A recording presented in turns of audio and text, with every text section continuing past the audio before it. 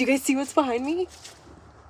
New Klein Modbox component boxes. While we are filling these, we are going to talk because some of you need to learn about splicing. Splicing is so important, and how you splice makes or breaks so much shit.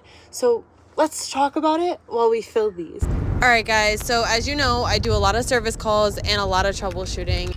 So today I got called on a job at a customer's home where another tradesman was plugging in an extension cord to run something small outside just to get his equipment running. And when he did that, the entire front of the house went black. And they were looking for a tripped breaker and they didn't find one. They looked in the sub panel, didn't find one there either. And then they called us. So I didn't have my tracer with me at the time because I was on another job. So basically the first floor is where the issue happened in an outlet. So I went downstairs to the open basement and found the BX and traced it all the way to the panel. Once I got inside the panel, I moved a wire nut that was spliced to that BX to a new piece of wire so that way it would reach the breaker, because the new 200 amp panels are a lot longer, so they don't always reach the old wires.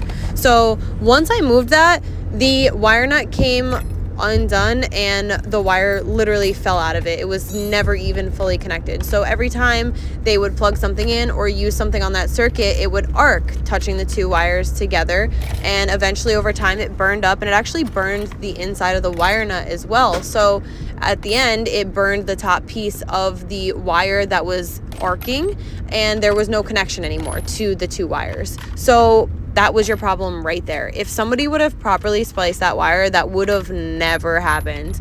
And so moral of the story is always check your splices and always check your wire, because you never know. That overheat thing is such a hard thing to diagnose sometimes when there's a lot of wires. Take pride in your work, check your splicing, and these Modbox components are fire.